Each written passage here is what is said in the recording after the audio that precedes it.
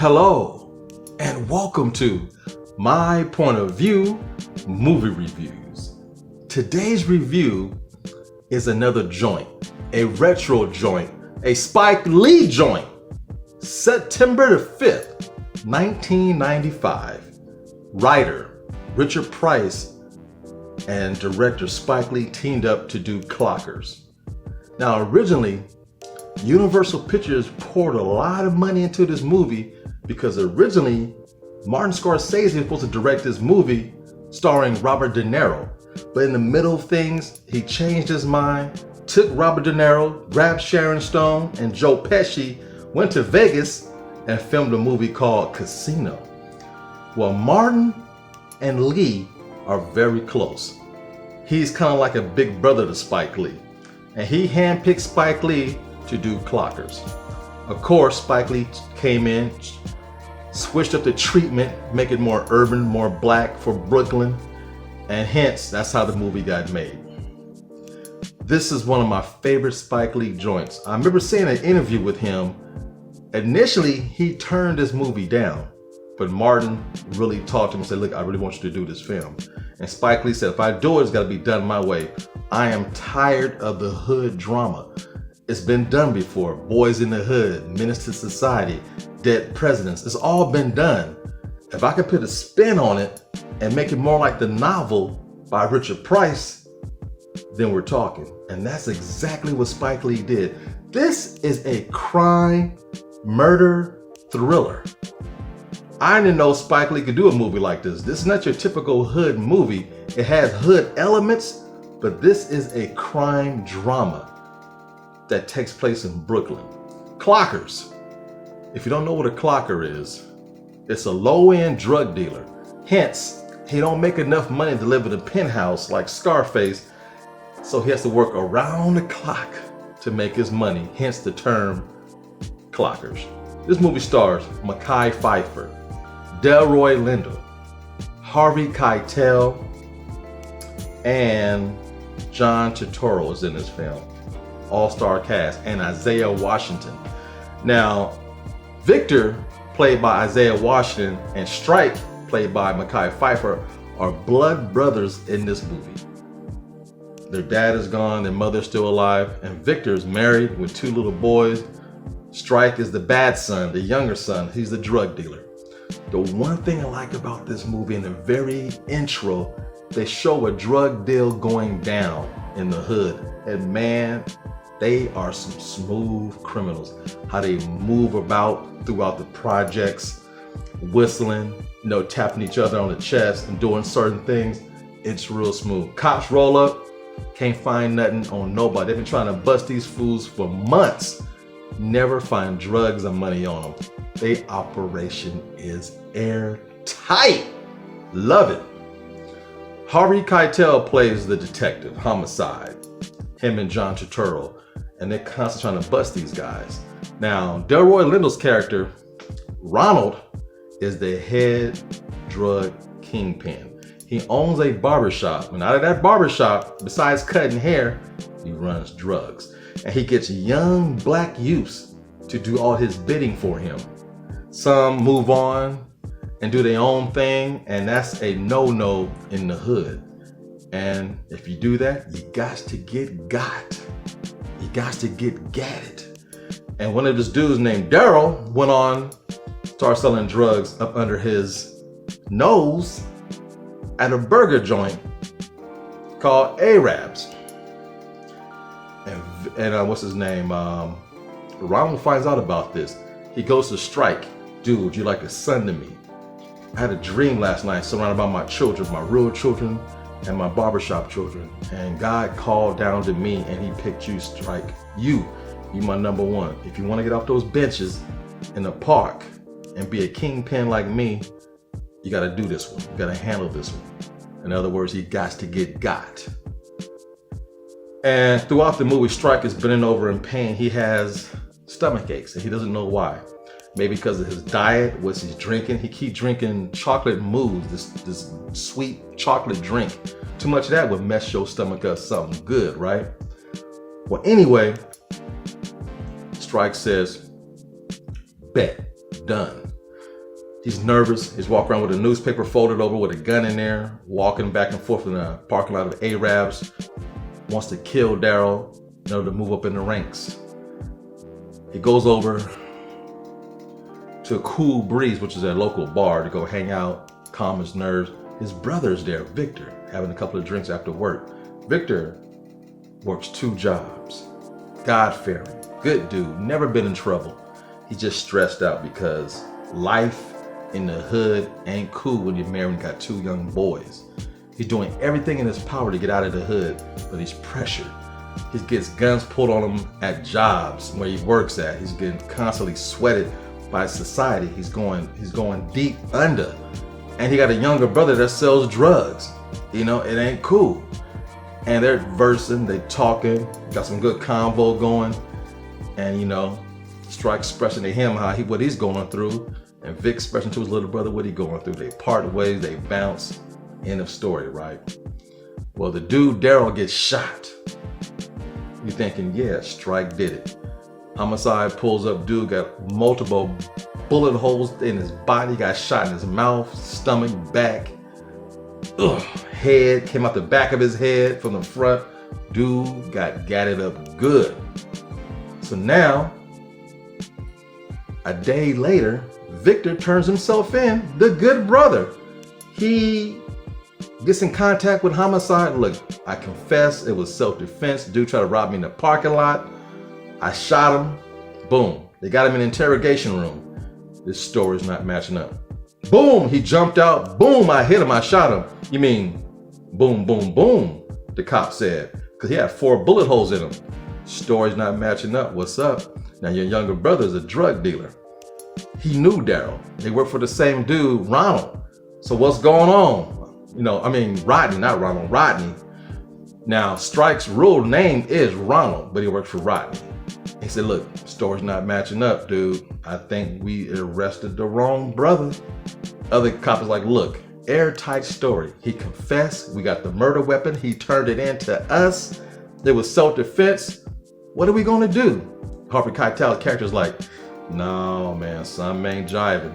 So he keeps going to the spot where all the drug dealers hang out and keeps sweating Strike in front of his homies, right in front of everybody, right? So when the cops keep coming to your set, all of a sudden people think you a snitch. Word got out that Strike did something wrong, right? Like, okay, what's going on, man? He about to break this whole operation up.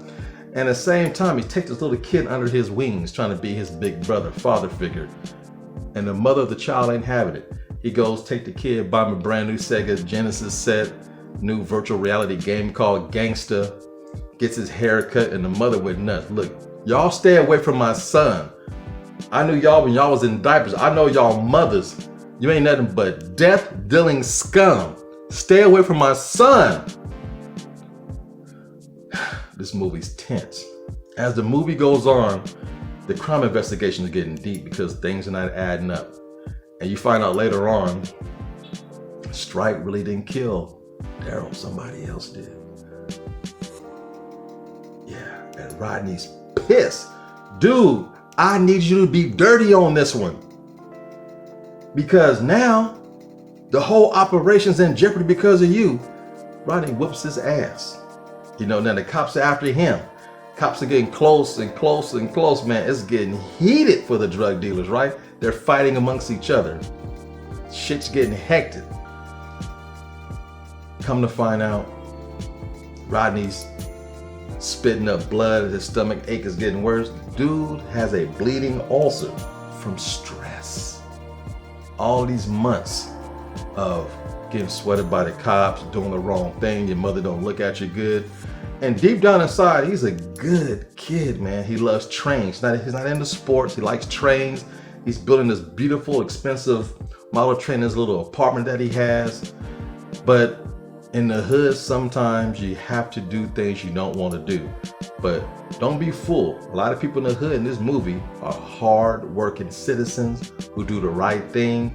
You got these young brothers on the corner slanging, clockers, making it rough for everybody.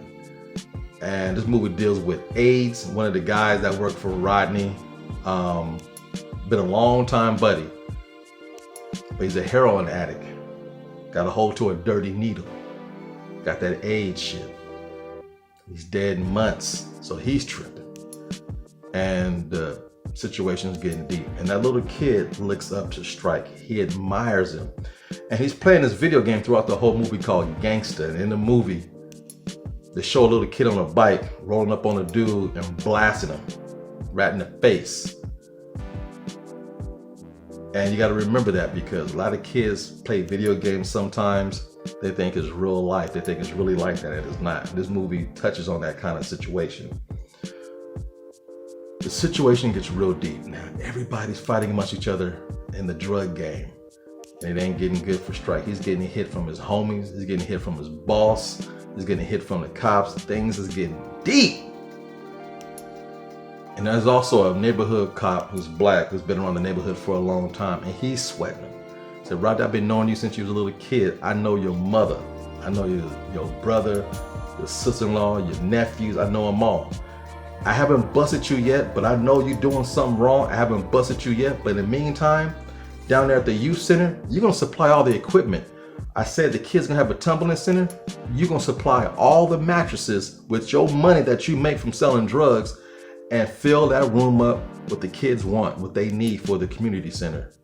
Yeah, for the rec club. Now, I ain't busted you yet, but in the meantime, you my main beneficiary. You're gonna supply all the equipment for this youth center. So man, Strike is getting hit left and right. And man, this movie ends in the way you don't see coming. You don't see it coming. At the very end, you find out who really did the shooting, and it will drop your bottom jaw. Cops realize, Strike, you didn't do it, but your life's in danger because Rodney's kind of trying to kill you. Get on the next train, get the hell out of New York, dude, because you're going to be killed. And he started life all over again. All the money he's made from selling drugs, he put it all together, hopped on that train, and he don't know where he's going to end up at. Got to leave his mother behind, his brother, his nephews, the little mans, as they like to call him, his sister-in-law, all his so-called homies in the drug game. Got to leave them behind. That little kid pulled the trigger on that dude with AIDS because he thought he was trying to harm Rodney. I mean, not Rodney, but Strike. That little kid, no more than 11 or 12, manslaughter. Strike did that to that kid. Yeah. Got a hold to his gun. He let the little kid up in his apartment. He found that gun. He did what only a true person would do when they're trying to protect somebody they look up to and love. Destroyed that kid's life. That mother went nuts, slapping him up all down the street. You ruined my kid's life. You ruined my kid's life. I warned you to stay away from him. This is the kind of stuff that happens. Everybody's after Rodney. The black cop that hangs out in the neighborhood, he wants to kill him. Get the hell out of town and don't you look back. Don't you even come back. What family you had is gone.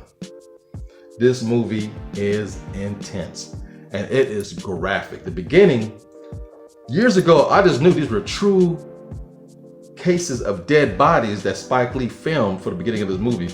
Come to find out, he spent time with the homicide department in Brooklyn and went through this big old gigantic picture album they called the Family Album, and seen grotesque, gruesome pictures of what bullets can do to the human body. Well, those bodies in the beginning of the movie are all actors, thank God, in makeup with bullet holes in them, done with makeup. It was amazing. And Spike Lee has a cameo in this movie. When they show the homicide victim with the tape around it, Spike Lee's a construction worker checking things out, drinking a bottle of, I think it's called the Bomb. It's a new drink that Spike Lee was promoting for this movie. You know, basically, brother, stop drinking booze, called The Bomb. But this movie is incredible, it's intense. And first time I ever seen Delroy Lindo was in Malcolm X. Then I seen him in Crooklyn. Man, he was amazing in Clockers. That man can act his ass off. And Mekhi Phifer, new time actor, walked in off the street, got the role from about hundreds of people. Spike Lee says, whenever I shoot a movie in my hometown of Brooklyn, I have walk-ons. You have a chance. If you can read, if you can put 2 words together, and you have a photo ID, I give you a shot. Well, Mekhi Phifer took that shot, and we all know him now as a great actor. He was in that movie with En Vogue too. Lucky brother. But Clockers is a must-watch. This movie is phenomenal. Spike Lee does a crime drama, and the end will take you by storm. It's a great flick. Check it out. Clockers by Spike Lee. A must-watch. If I offend you, then you don't understand me. But if I inspire you, then you will learn to love me. Peace! Until next time, I'm out. And remember, don't be offended. It's just my point of view.